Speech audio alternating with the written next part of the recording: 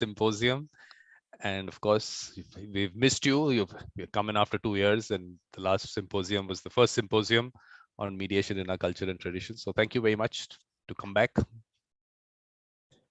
But what I Well, need we to are so honored, and it's really important. We want to let you know how much we appreciate what you're doing at the global level. You are making connections, even though we have not been able to join you for a while. We are so impressed, and we follow you closely on social media, all the good things that you're doing and all the groups you're putting together, and the different people from different parts of the world to have these important conversations. So we are very humbled to join you, and we are very appreciative and honor the good work that you're doing. Oh, that's really nice. Hearing these things, it just sometimes I say that, are you talking about me? But then I know you're talking about me. So Oh, absolutely, we're talking about you. That's exactly. I mean, that's and we appreciate you kind of accommodating. We've had some weird schedules. We've done a lot of different training lately, and we'll talk about it some in the presentation. But it has been, a year of watching the world, struggle with so many different things, and people around the world struggling in so many different ways, and trying to honor that and find ways to help bring people together. Yep, I mean, that's what's important.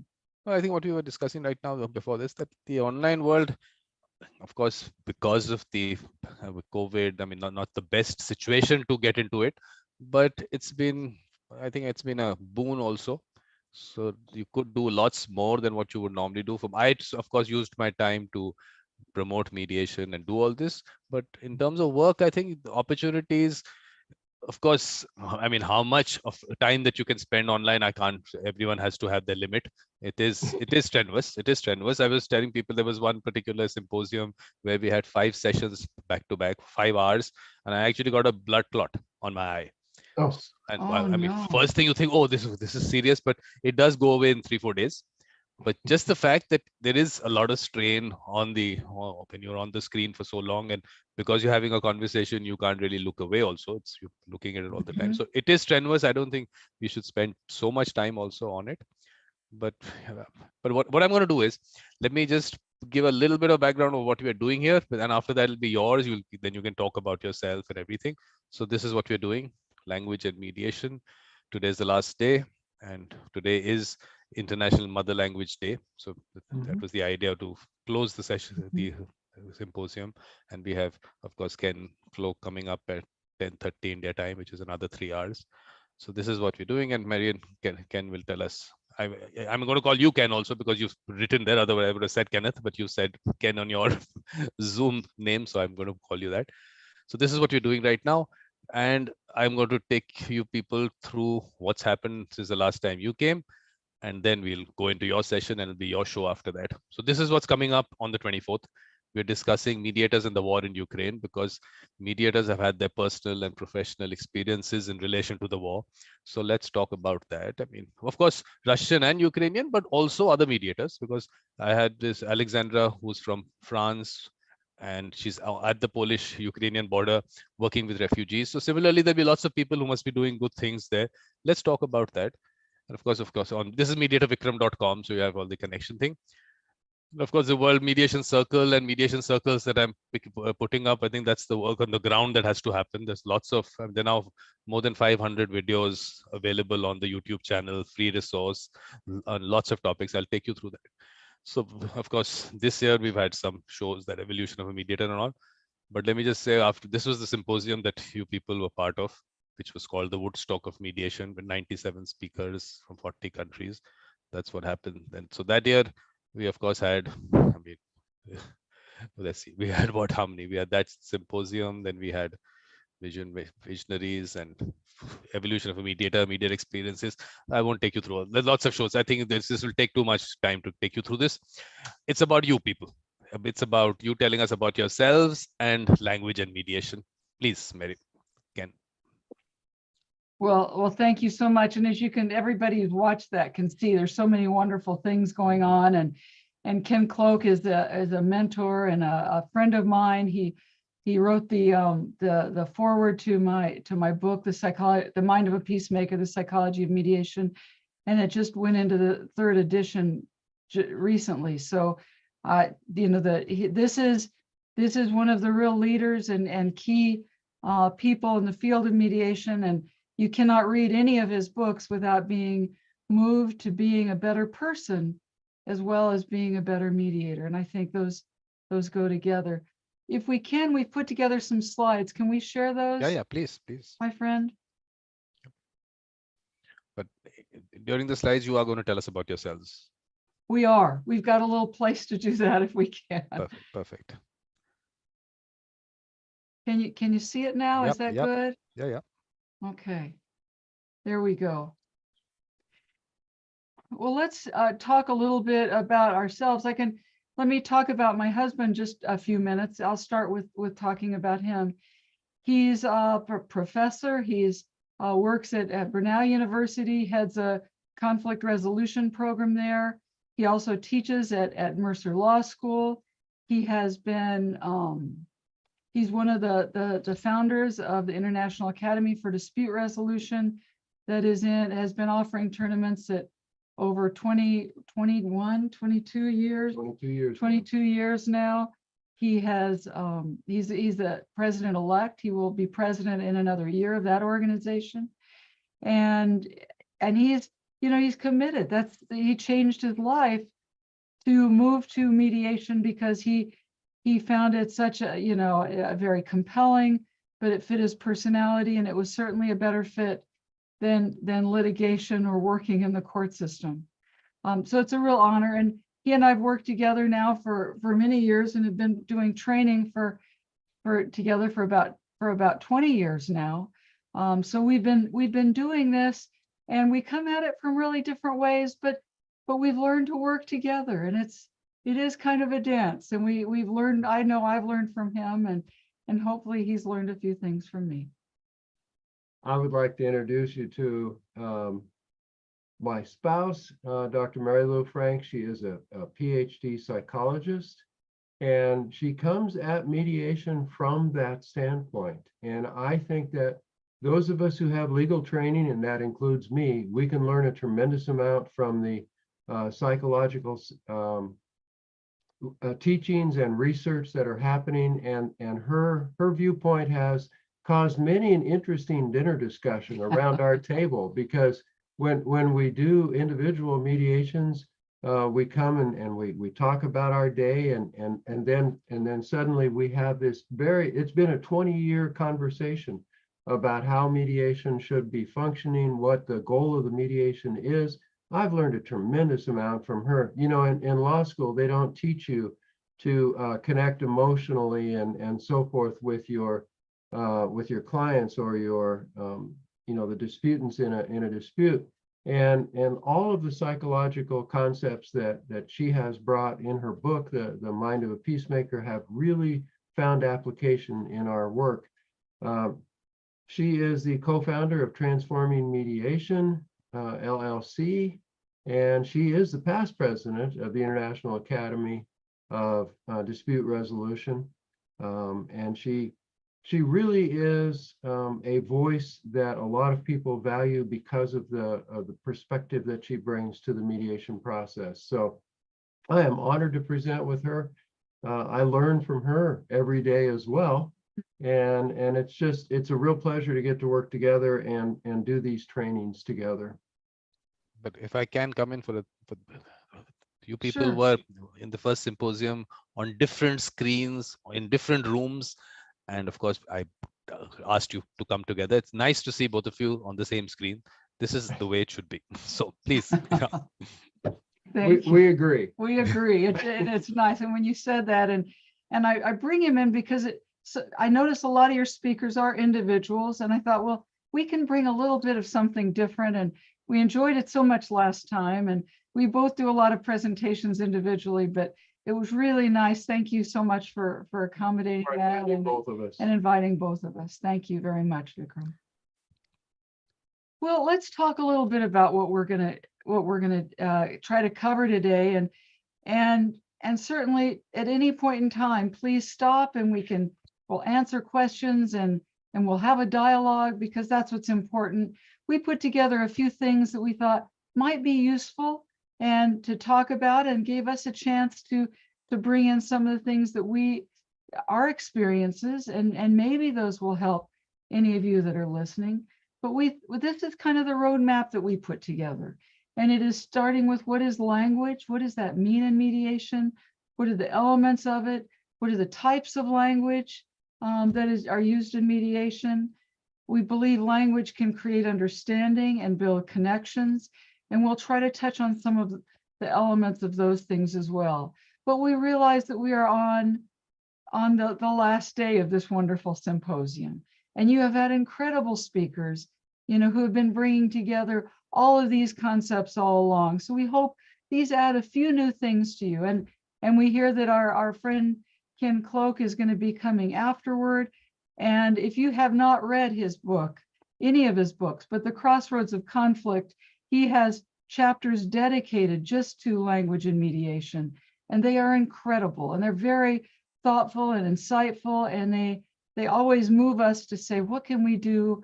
Well, we can be better. That's, I missed that, but now I can be better at being with people and maybe helping them navigate conflict.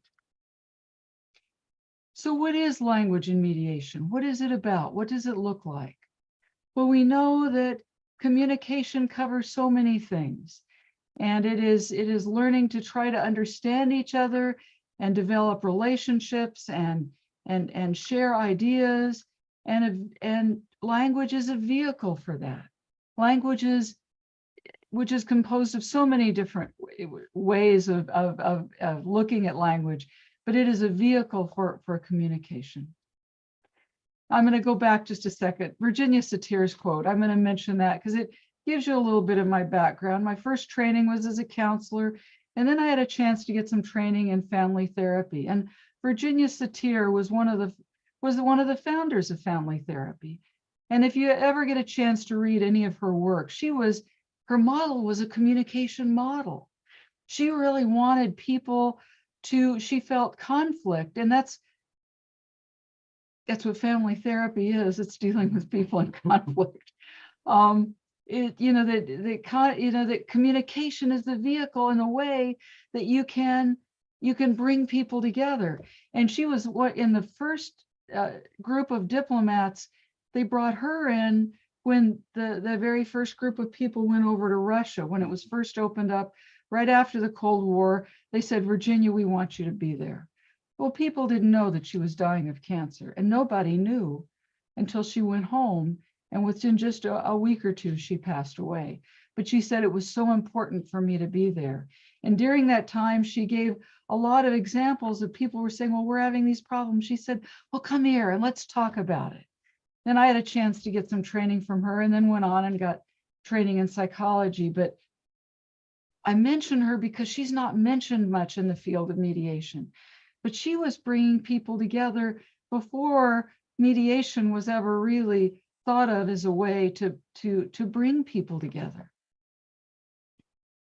And actually, we're going to come back to her again in this presentation. But, Henry Jablonski came up with an interesting view, I thought, of language. And he really recognizes some of the shortcomings of language.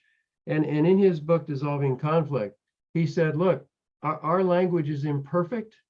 It invites us to get stuck in the words that we try to use, because those words are familiar to us. They are comfortable for us. They don't recognize the kinds of change that's occurring, and so go ahead. And so the world we have is an ever-changing world, and because it is ever-changing, we want to make sure that we are adapting the language that we need to be effective in doing this kind of work. He says, look, if we're to communicate with each other in a nonviolent way, we need a different language. We need a language of compassion. And we've certainly heard that from others that have worked in this field for a long time, because the idea of going into the courtroom and going to war with the other side, that language sometimes trickles into our mediation work, and it really shouldn't, because that's not the goal of mediation. Certainly not provoking conflict and escalating conflict. So let's talk for a moment about some of the elements that we're going to discuss when we are talking about language. And I think it's important for us to recognize that there are lots of pieces to this. And Mary Lou's going to talk about some of those. Well, and this is just an overview. We're going to touch on culture a little bit, because I don't think you can talk about language without talking about culture. And on the special day this is, I think that is important, that we honor that. We talk about experience and the role that has, and the reflection and the importance of the reflection of ourselves. I think all of those are important elements. So let's start with culture. One of the things I did wasn't even 6 months ago, 3 or 4 months ago, I was invited to teach a group of attorneys and judges in Ukraine, a part of an LLM program, an advanced law degree. I work with and teach with a number of different law schools. Was invited to teach at Mykolas Romeros University in Lithuania, which interestingly put together a program. They said, what else can we do at our law school for people in Ukraine? And they said, well, one thing we can do is we can offer an advanced degree just for attorneys, just for judges, to give people a chance to continue learning and growing, because in Ukraine, they are still practicing. They are still serving as attorneys and judges, especially in cities where, in Kyiv and in cities where the war is not prohibited, that they are still working in that. And interestingly, they in the evenings, because I worked with them for a number of weeks, and in teaching, I got a chance to teach the inaugural class there, and they would tell me about how in the evenings that many of them would go out in these trucks to the areas where the war was going on and would pick up refugees and take them to different places. But during that, which lets you know what kind of courage and resolve these people have in terms of dealing with a horrendous situation, teaching a group of people about peacemaking and about how to deal with mediation and how to work with people and bring compassion to people who are in the middle of war was one of the most powerful experiences that I've had. I would read their work because I had writing assignments. They were writing to me every night, and I keep talking with many of them. They've become friends. But they would tell me stories, and I'd sit here and I'd come in. My husband would come in the room and he'd say, "What are you doing?" And I'd say, I'd just be crying, because it was like, what they're going through is something I can only understand. I barely can understand, but I respect it. And I'm so touched by what their courage to continue to want to learn. Well, one day in class, I was teaching them about the power of compassion, and how forgiveness is really for the people who have been, you forgive another person to release that from you, not to make sure that they feel better, but it really helps you the most, because you're letting go of that so that you can move on in your life. And one of the judges raised her hand and said, I need to say something.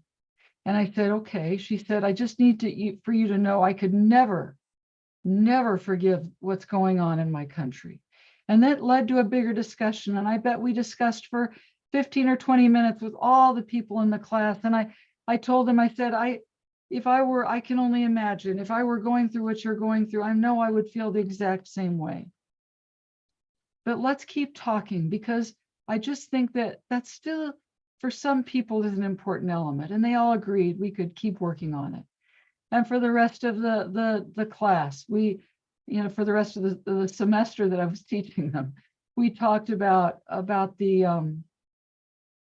the important things, all the things that I know Ken Cloke's going to talk about, and all of your other speakers have talked about, and Ken and I will talk about a little bit today. And on the last day of class, she raised her hand and she said, I need to tell you something. After this class, I can listen to those people now. Beforehand, I couldn't even hear what they had to say, but now I know it's important that I need to learn to listen and how powerful that is. So culture includes so many different things. It includes what we've been going through. It includes everything about the part of the world we live in. It can be religion. It can be customs. It can be language. And language is the roadmap of that. But through the different things that we've been through, certainly through that experience I had with my dear friends in Ukraine, but also through experiences we have with people in every part of the world, we're always humbled to realize that we have a lot to learn, and that I don't know everything. There isn't a week that goes by that I'm not talking with someone that says, listen, I've got to tell you what it's like in my country, because it's different than that. I said, well, help me understand. And I learned another element that helps me to be better and be more respectful and understand and create deeper connections and understanding. If it weren't for language, that wouldn't happen. But language itself can be a manifestation of that. We also need to talk about, and what an appropriate day to be talking about the impact of language. And language has a lot of different connotations. You know, certainly we can talk about all of the different languages that different groups of people speak around the world. And that, you know, that's noted with the little graphic on the slide, and how important it is to try to connect with people by acquiring at least some ability to speak with them in their own languages, because I think that's important to show your desire to connect. But there's also language that goes along with each profession.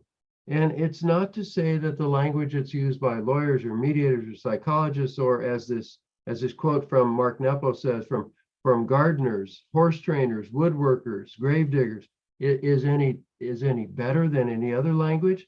It's just a matter that we need to try to understand the lens that people are using when they express themselves, because we all speak from what we have been trained.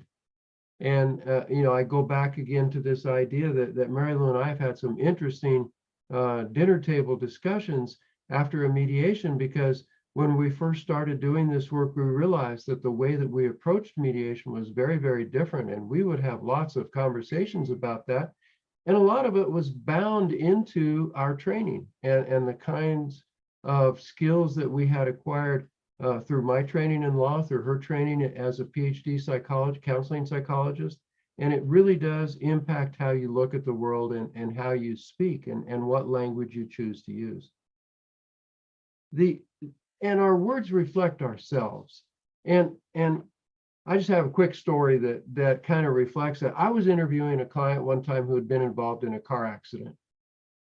And I was asking her about the car that had run into her, that she'd had the accident with. And I was asking her, do you know what kind of car it was? You know, what's the make and the model? She didn't know. She didn't know anything about the car other than it was red. And then I asked her, well, can you tell me anything when you got out of the car and when the other driver got out of the car, can you tell me about the other driver? And she went into this beautiful description of the other woman's hairstyle. Why? She was a beautician. She was a hairstylist, and she could tell me everything about the woman's hair, but she could tell me nothing about the car that ran into her. And we all wind up using our own frames of references and our own experiences to figure out how we explain things in the world. What we say and how we say it are both important. I know that, and I think it has to be genuine. It's my belief that people can tell. I know I can tell. I think other people can tell too when people are faking it. I know there's at least one book that was written about mediation, and I've listened to the speaker. He's a wonderful speaker, and he believes if you just fake it, people won't tell. And I've listened to other people, espouse that person's beliefs and say, all you have to do is learn look at them, and they will think that you really care about them and that you listen to them. And I want you to know, and maybe it's my background in psychology, but if somebody is faking it with me, I can tell. And I don't like it. I don't like somebody to pretend to like me. And I can tell that. I was talking with a friend of mine. I work with an international think tank and for women. And she said, well, this person, I think, just really wants to work with you because she thinks she can get something from you. And she said, I hate to tell you that. I said, I kind of knew that. I said, that wasn't a surprise to me. But I said, I'm not going to treat her badly because of that. I need to know what she needs and see if there's a way I can help. But I think it's important, it reflects who we are, the way we talk, and it reflects our values. Our language gets all wrapped up in all of that. And when we use words and the way we use them, it tells us who we are. But and it tells other people whether we want to connect with them or not, or whether we care anything about them beyond that prescriptive time that we have together. And we're all busy, but it doesn't mean that we can't take that special time that we have with another person and honor that and say, there's something, and I'm going to use a word we don't use in mediation very often, but there's also almost something sacred in that connection. I think there is, in honoring that other person and saying, we're just both people here, and is there anything I can do to help?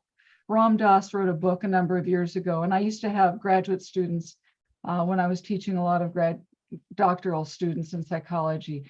I'd have them read this simple book. It was called How Can I Help?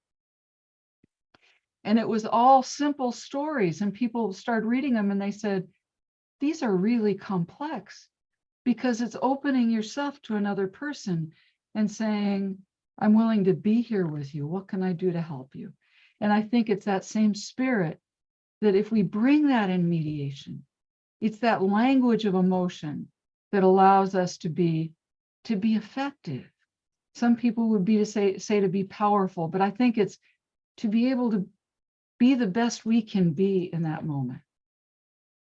And this is not a new struggle. This is a struggle we've been looking at for many, many years. The 13th century poet Rumi from Afghanistan had a piece that Ken Cloke quoted in his book, and it just demonstrates how this desire to connect, this desire to really understand another person and to have them understand you is a human struggle that's been going on for many, many centuries. And our effort in doing mediation training is to get beyond that simple lockstep stages of mediation and get people to really connect with one another and to try to understand each other. And this little piece out of Ken Cloke's book from Rumi just demonstrates that this is not a new effort. This is an effort that's been going on for a very long time. Well, now we're going to move into something that has, I think, an element of how fortuitous it's today, because we're going to talk about types of languages in mediation, and we're going to go beyond the spoken word. So we're going to try to cover a little bit of several things, and we're going to touch on them and see how many of them we can go through. We always plan for a lot of things to discuss, and we'll see how much we can get through. And because I'm always like that. That's a piece of me. I've been a professor and done a lot of things in academic administration, but I've always over-planned because I always want to make certain I have. If I'm humbled enough to get a chance to share something with someone, I want to make sure I give you the best I can give. And sometimes that's too much. It's never too much. It's never too much. So please realize we set a lot of things out there, and we'll do all that we can today.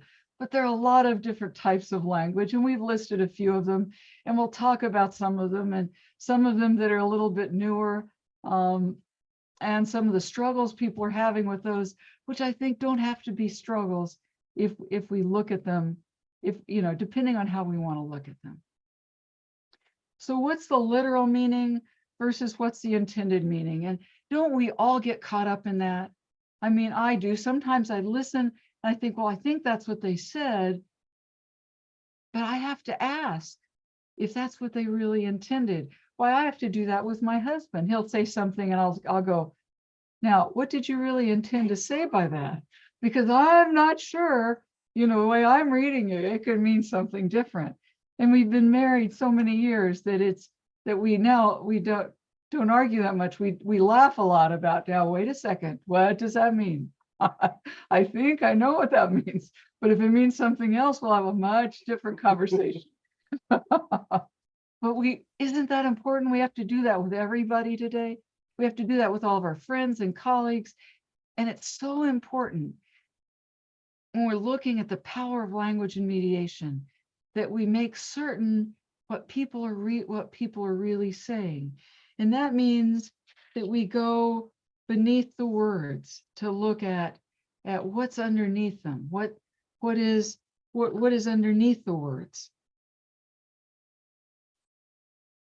And that's something I think is important. I put another quote by Kenneth Cloke in there. We focus on the superficial far too much. And something we've always presented on when we're doing mediation training is saying, what are they really saying? And all of us have said, there's some mornings he will say to me, how are you? And I'll say, I'm fine. Well, I'm not really fine. I'm just saying that to try to move on and get to the next part of the conversation. And that happens in mediation all the time, happens to all of us. And we do that too, but to our friends and people who are really close. And when we have time to talk about it and they say, how are you really doing? Then we have that honest conversation. And that's the kind of conversation we need to be having in mediation. Now I picked one particular one, and it's because whenever I'm doing, and I do a lot of training of mediation at this point in my life with a lot of seasoned attorneys, because in the States, there are a lot of mediators that also come from areas like psychology or social work. But in other parts of the world, I realize many of the mediators are attorneys.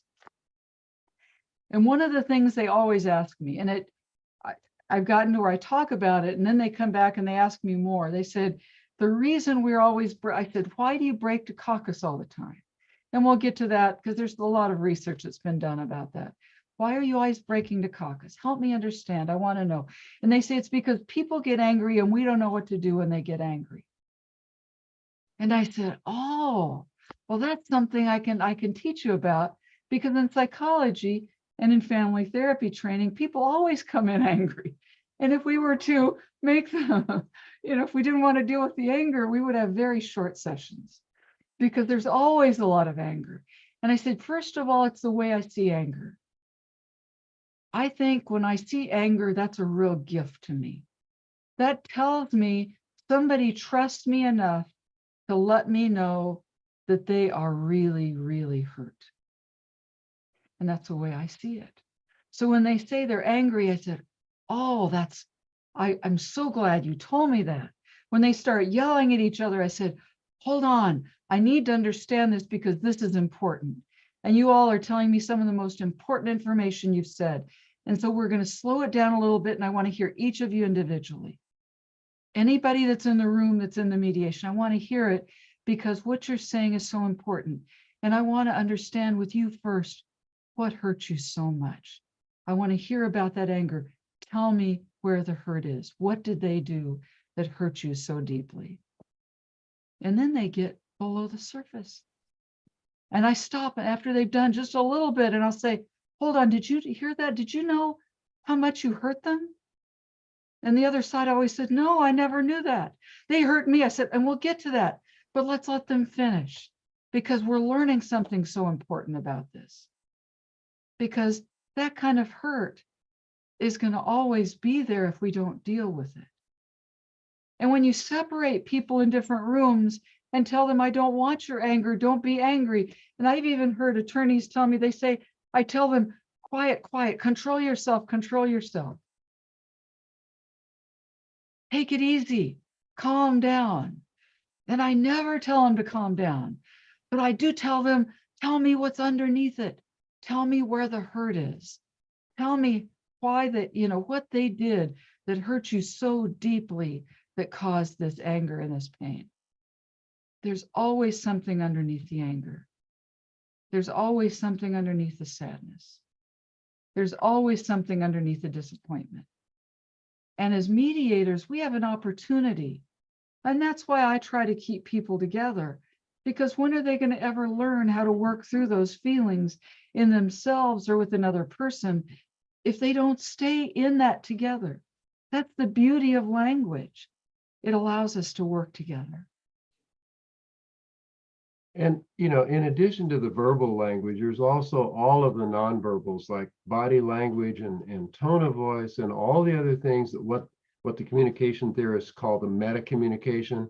And it's really important to look at those things, but then recognize there's a cultural piece to that. There are all kinds of pieces that are there. So all these people standing in this little slide, what do they really mean by the body language that they've assumed? What does the woman mean when she's touching her hair? What does the man mean when he's got a jacket over his shoulder? And, you know, these kinds of things all have cultural implications, but they do send messages. And when they are sending these messages, those are messages we need to be aware of, because it may not be the spoken language, but nevertheless, it is language that is communicating a lot of information that we need to know as mediators. Once again, we're going to turn back to Virginia Satir. And Vikram, this was written in a book in 1972, and how much does this apply to our work as mediators? It's so important to look at one another in the present, in the here and now, because eyes clouded with regret for the past or fear for the future limit your vision. And how often are we able to take situations as mediators and get the parties to unhitch their past from the situation? We honor it, yes, but we need to look at the here and now and what the future relationship is going to look like between these parties that are obviously in conflict and in pain in front of us. And again, you know, from what Virginia Satir was writing for family therapy, we can all take a really good lesson from that in our mediation work. And now we're going to talk a little bit, and that goes directly into the whole notion of developing empathy and compassion. And psychologists who like to analyze things and argue about things, there's been a lot of discussion about whether we should use the word empathy or the word compassion. And something I teach that is outside the realm of anything else I teach. I teach neuroscience.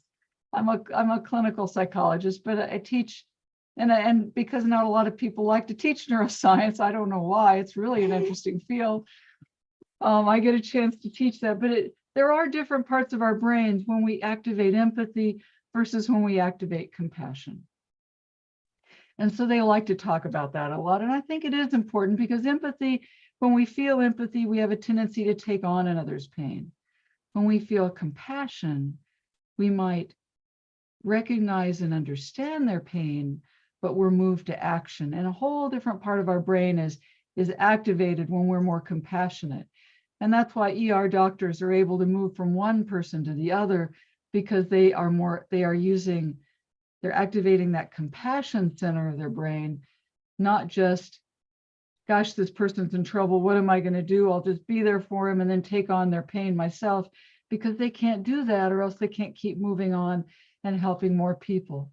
Well, that's true in mediation also. Compassion really goes beyond empathy. And if you look at the continua, pity is, I feel sorry for you. And that's the lowest form of understanding and respect for another person's experience. Sympathy is, I feel for you, but I don't want to have anything to do with your pain. You poor thing, you know, it's miserable what you're going through, and I hate to see it, and I'm sorry, you know, and that's where you stop. Empathy says, it really goes a step beyond that and says, I feel with you. I actually will take your pain on. And while you're sitting there doing it, I'll probably cry with you. But compassion is more elevated. It says, I want to support you. I want to understand you, but I'm going to support you. I'm going to do all I can to help you. Tell me about your pain. And I hear that. I don't know what it feels like, but I know that how I can only imagine how terrible it must be. But what can I do to help? How can I be helpful in this situation? Interestingly enough, the research shows for the last 40 years, and this came out of 2011, so it's even a little bit longer than that, psychologists have been measuring empathy, and it has steadily declined. And the average person in 2009 was less empathic than 75% of the people were in 1979. And I don't know, I haven't been able to find any research that's been done in the last few years, but I know this is significant. I think it's because of I think it's gotten worse. I would guess it has gotten worse because of social media and the fact people are moving and a little bit more distanced. I don't think COVID and all of the things that have been going on internationally have helped us. But I think that the people are not as connected as they could be, and certainly aren't. I can speak from the United States as a whole. I don't see the amount of compassion and empathy that I used to see just even a few years ago. I think people don't, and it's easy to understand. There's no blame in this. It's easy to get caught up in our own world and our own pain and the struggles and suffering that we're all going through. And it's hard sometimes to sit back and say, well, other people are struggling too. And maybe I need to understand them. And if I can help them, maybe even I'll feel a little bit better. But sometimes it's hard to get to that point. So it means as mediators, we've got even a bigger opportunity to help people, help bring that to people, because once they experience it, then they start saying, I can do that for someone else too. I know after training, we do a lot of times, they'll come back and say, you know what, it's interesting. I'm actually a better husband than I was before, a better wife than I was, because now I'm starting to listen and I'm showing my wife I actually care about her. And this stuff may make me a better mediator, but I think it's making me better at home. And I said, well, that's kind of all a part of the same thing, isn't it? But we're all learning. And what is compassion? It's recognizing the conflict, the pain, the suffering, trying to understand it, trying to connect with another person, whatever they're going through, and recognize it and honor it, and not judge it, not try to put it in a box and say, well, set that aside. We've got to solve this problem because I've got to get this mediation solved because I need to collect the money and I need to go on to the next case. It means I've got to, I'm here. I'm humbled to be here. And what can I do to help you in the time we have together to make things better? And then be able to deal with our feelings and their feelings and not be afraid of them or run away from them, because that's what makes us human and that's what allows us to connect. And then it is so important that you understand and see the world as others might see it. Because when you understand their point of view, when you step into their shoes, you see things that you have not seen before, and seeing the world as they might see it certainly increases the opportunity for compassion. It increases the opportunity for empathy and understanding where the other is coming from. Go ahead. In the States, we have done a lot of work with what's called nonviolent communication, and I give you the book by Rosenberg that really captured a lot of language nuances and ways that we can talk to one another without making the situation worse, trying to express understanding, trying to express compassion. And this particular line of work is really, I think, useful for us as mediators. There are actually classes in the United States that are based on this book. Sometimes religious groups, church groups have picked up this group or this book, and done training based on nonviolent communication. So it's another way of showing how important language is when we are talking with one another and trying to work with one another. And then the last thing, oh, go ahead. Oh, I was just going to say, and it's free. Yeah. Oh, If you go online, there's a PDF and you can download it for free. Which yes. I mention those things just because in other parts of the world, sometimes it's hard to get resources. And I know it's hard for me to get resources. I wrote in a book that was put together actually out of India, and I can't get a copy of it because it's not available. They said, oh, you can get it through Amazon. Well, it's a different Amazon and they won't let me order it. So anything that's available that we can share and get our hands on, that makes it so much better. And then the last thing we wanted to talk about, we mentioned in the opening to this section, and that's this idea of chat GBT. And just so that you know, it's called Chat Generative Pre-trained Transformer. That's what the initials stand for. And just today, there was an article on the news feed about how financial planners are worried about the impact of chat GBT on their profession. And they came to the conclusion that if you are actually engaging in human-to-human discussions with all the factors that humans bring into discussions, the nuances, the differences, the variability, and if those things are all being considered, ChatGPT, artificial intelligence at this point in time, just cannot cover all of those things. And so taking all of those factors into consideration, ChatGPT is not a real threat to financial planners, although some think there may be. Here's the interesting thing, and this has been true for therapy and it's been true for mediation. If you do some sort of prescriptive lockstep, here's the way that we need to proceed process for mediation or for therapy, hey, that can be done by artificial intelligence. When you remove the human variables and the human factors out of the relationship, when it's not a relationship, but some sort of a prescriptive process to solve a problem, hey, ChatGPT could probably do that as well as a human being. So I don't think we need to fear ChatGPT as replacing us as mediators, unless we are doing the kind of mediation that is just merely some sort of lockstep scripted mediation process, because at that point in time, now that could be done by AI. Yeah, there's been a lot of discussion in the States about that. And one of the mediation forums that we're a part of, they're just panicked because we're going to lose mediators because now we'll be replaced by artificial intelligence. I thought, well, no, not really. Not that psychologists worried about that. And it's only going to replace those people who only know how to do things in this way. But if you are human and you bring yourself to that in psychology, the research has shown that can't be replaced.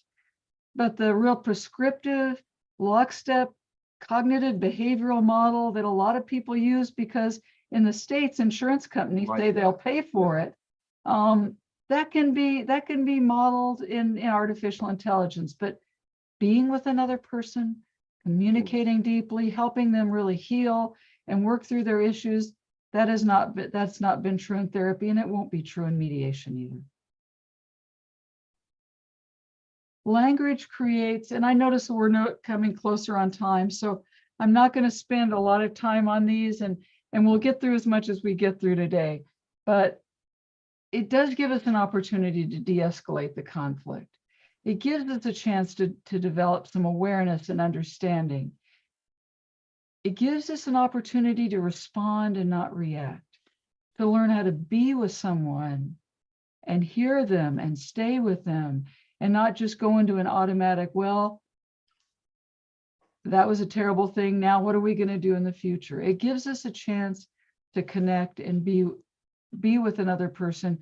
And there's so much power for healing in that, healing of the pain and the conflict. And again, this is another one of those slides that we're not going to spend a lot of time on, but all of us that are working in the conflict area recognize the environment for conflict. And a lot of it has to do with differences in cognitions, perceptions, and language. And a lot of it has to do with a lack of self-awareness too. What did you bring to this dispute? Because it's easy to blame the other. But there are people who have been in high conflict situations that have been very successful. And regardless, anyone who's watching this, regardless of your political beliefs, Zelensky is doing an incredible job with the people in his country. Every evening, or as many evenings as is possible, he gets on media, and he talks with the people. This is what happened today. This is how many people we lost today. This is what's going on, and I appreciate all that you're doing. And he has like a conversation with him. What a way to build connections, especially during a war. And that was modeled by Jacinda Ardern out of New Zealand. And she just recently stepped down as president of her country. But during the pandemic, when all the other world leaders, including ours, were standing in front of podiums and behind screens, and this is what's happening, and we had great media bites and everybody covered it, she got on a laptop, sat on the floor of her home, got a laptop out there, set, it wasn't dressed, I mean, she was dressed in her sweatpants and whatever she was wearing. And she had a stack of papers, and she said, I want to let you know what's going on today. And I know we've had to shut everything down, so I'm going to read you the reports that I got today and tell you exactly why I'm doing what I'm doing. And if you have other ideas, I want you to tell me. But I'm going to talk with you every night because this is difficult. We're in difficult times, and you're frustrated and I'm frustrated, but the only thing I know to do is communicate with you. How powerful that was. Isn't that, I mean, talk about the beauty of language to bring down the temperature, to help people say, okay, things are difficult, people are dying, but you know what? I know what's going on. And my leader is saying, I'm in here with you. And she doesn't look like somebody behind a podium with real fancy clothes on. She's wearing her workout clothes, or she's wearing her everyday clothes. She's not dressed up or anything. She's sitting on the floor with reports telling me what's going on. That's leadership. That's also really incredible communication. She's letting people know what she feels, what she thinks, and she's bringing them in. And we can do that in mediation too. Awareness and sensitivity are so important, and it's a part of presence, isn't it? It's a part of being with the person. And we're hampered by this crazy media we call Zoom, and we can only, we're having to kind of go through screens to be able to touch you. But we can do all we can to be present in the moment, to let you know that we can't always see everybody that's on, but we can be with you, and at least in an emotional way, and in another way. And that can happen even if we're doing online mediations or online mediation training. I can tell when someone's trying to connect. You can too. And it's that awareness and sensitivity, and I think presence, that helps people make that leap, even when we're dealing with this virtual environment. But it's even more powerful when we get a chance to be with them.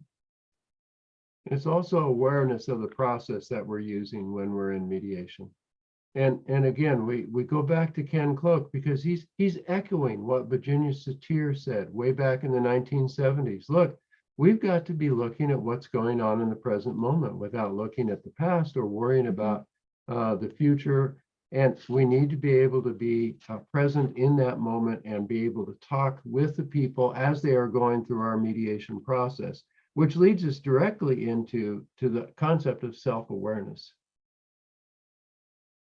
And it's understanding ourselves and being willing to be vulnerable and say, listen, I don't know everything, but I'm willing to be in here with you, know what our biases are, and we all have them.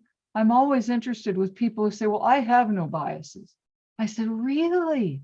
help me understand that, because I don't know many people like that. And I can learn from that because I grew up in a culture, in a world that had biases. I mean, I know just even saying we're from, I notice it says USA on there, and that's important to know because that's where we're from. But to many people in the world, that has a lot of connotations. So sometimes we have to get beyond those biases too. And I respect that because, you know, I remember a few years ago, and this is true in mediation too. We were in the United Kingdom, and one of our presidents said something that was a really thing that I wish he hadn't said.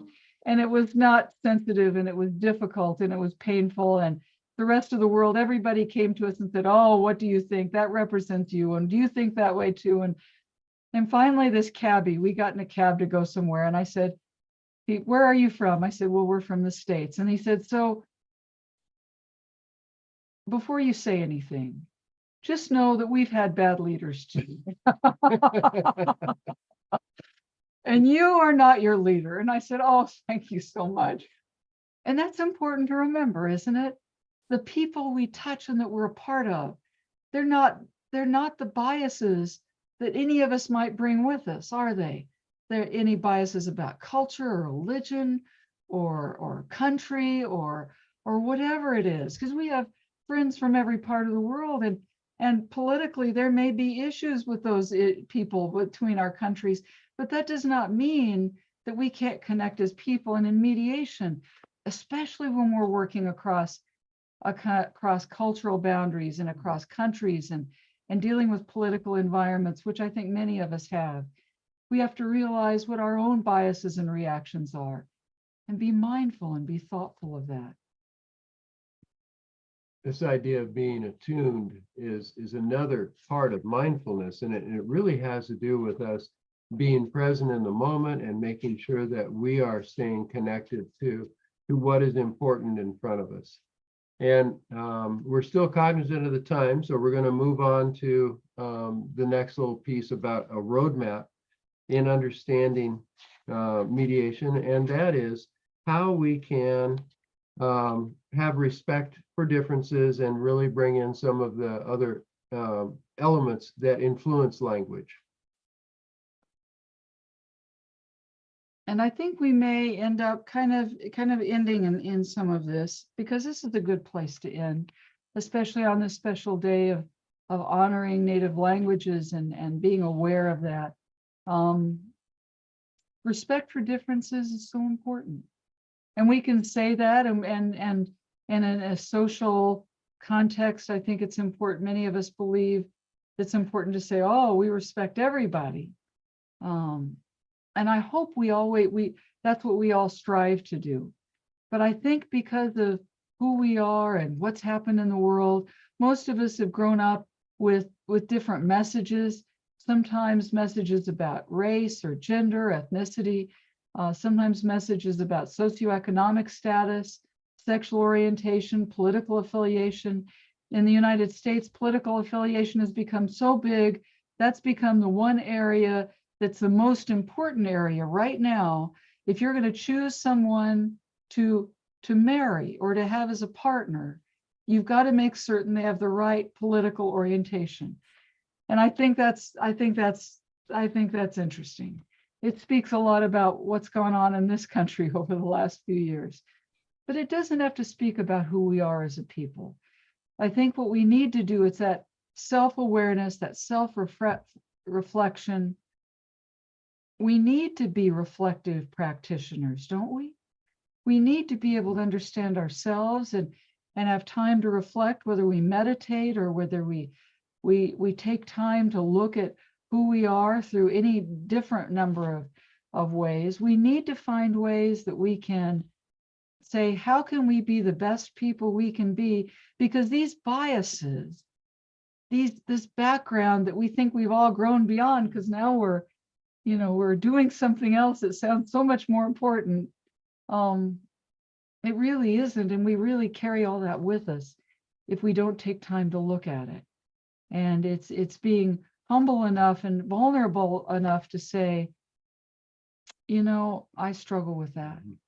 Sometimes when I see that, I have to take a minute and then say, oh, that's something I need to be aware that could get in my way, and either find a way of addressing it or finding a way of pulling back so that it doesn't affect us in mediation. That language of emotion, that language of culture, that language of understanding is hampered by us if we aren't aware of ourselves. And I think that that's really important. I see our time, and what I'm going to do is I'm going to stop sharing, because I see some other people have joined us from, and I'm so glad to see mi amigo Juan from Argentina, my friends from France and Poland. We've been to Poland many times, to France a few times, Poland a little bit more. But it's so good to see all of you who've joined us. And if you have any questions, and I realize you may have only been here for part of this, but and our dear friend Vikram, who we have so much respect and esteem for. If you have any questions, please, we have a few minutes. We'd be glad to answer those. I think what you brought in, first of all, the important part is, of course, no one starts with what is mediation in these sessions, but I think that by itself is important, that what you have brought in about mediation, which is what I keep talking about, the emotions, the compassion, all those areas where I think in certain parts of the world, I don't want to say parts of the world, but with certain people that gets left out. So I think it's important to bring that out, that this is also what mediation, for me, that is what mediation is. So that's important. But what I want to do is, for a moment, just put out, when you said chat GPT, I just want to put this out. Whenever I put out these, whatever, you have an international day or whatever you're celebrating, I ask chat GPT to give me a quote. So this is the quote that chat GPT gave me today. Language is not just a means of communication, it's the heart and soul of a culture. Let's celebrate and cherish the diversity of languages that make our world a vibrant and beautiful place. I all quote this because I keep writing under that in my post, because I put the post out today. Artificial intelligence is greater than natural stupidity. And that's going to be my... Oh, I love that. I love that. Thank you. Thank you. So I like to put that out there, because I think that's important for people to know that sometimes it's better to, of course, look, in terms of mediations itself, that also I'm okay with artificial intelligence taking over if you are going to put mediation into that category where you're just putting people together. What do you want? It's like a settlement conference kind of thing. I'm saying that then give the best mediators, you give them cameras, you give them EEGs, whatever, the participants and everyone. Let artificial intelligence pick up from the best in the world, and let that happen. Not a problem. Let them learn, because the problem with mediations is, where are they going to learn from you? If you're going to keep it confidential, machine learning is not going to happen. So if that is, if you have to, it's better maybe to go that route and let people, let artificial intelligence pick up from the best and let they do the mediation, because finally at the end of the day, if you're not getting the right kind of mediation happening, it doesn't give a good name to mediation itself. It becomes, like I said, a settlement conference, gun on your head kind of thing. So anyway, I think let's get Alexandra. Let's get Alexandra in, because she's the one who's at the Polish-Ukraine border working with Ukrainian refugees. So, and it's her session now. So Alexandra, you want to say hi to Mary and Ken? Yeah, hello everyone. Nice to meet you all. I see Juan is asking for. He can't come in. He can't come in because obviously your session has to start. But Juan is there. We're saying hi to him. Well, it's good to see you. We've been to Ukraine several times, and like I shared during the session, I did a lot of work with Ukrainian judges and attorneys just a few months ago, and for a number of weeks. So it's. And we have a lot of friends there that we actually hope to see in a few weeks. So it's so good. The work you're doing is so important. Thank you so very much. Great. I'm sorry I missed your presentation now, but I'll catch up later and happy to exchange further. I would like that. That would be lovely. Alexandra, we'd like that very much. Please do. And Mary and Ken, please, on the 24th, please drop in for that discussion, where, of course, we're just talking about mediators and the war in Ukraine, just experiences. So that's going to be at 8:30 India time. You people started at 7:30 India time today, so 1 hour later than what you started. And it's the same Zoom link. So please drop in and we'll have our discussion. So I'll have to, and because we're in Alexandra's time. We're in Alexandra's time. We'll have to just move there. If Alexandra's okay with it, I'm okay with it. Are you okay, Alexandra? If we spend I a am few okay. minutes? I And am then, okay. Of then course, of I am course, then I okay. have to ask Mary and Ken, are you okay with just taking a few more minutes because Juan has something to say? Oh, Yes. absolutely, absolutely. I Perfect. see Juan has got a question. Yeah, exactly. It's first of all, I have to take permissions from both of you. So only then can I move forward with that. Yes, Juan. Thank you, Marilu, and thank you, Vikram. There's a lot of strange noises. Can you hear me well? No, I think you got two devices there, so that's why it's a problem. Oh, I have only one now. Okay. Maybe we'll get back. I think maybe what you can do is you can put it in the chat. I'll take it up with them. But I think, Mary, I think also what you were talking about, the aspect of being in the present, what Virginia had written. In India, we have this Bhagavad Gita, I don't know whether you heard about it, where it says, don't regret your past, don't worry about the future. Present is what you have. So I think maybe I should look at that and maybe bring, I have wanted to do something on religion and mediation, but I didn't do it this time. But I think let's bring all these and let's bring out what quotes they had and how we can use it. So I think that's really good. So I think what we'll do is, anyway, thank you very much, both of you, for taking out time. Thank you. Thank you. And of course, we'll see you on the 24th. And I'll have to All start right. Alexandra's session. So thank you very much.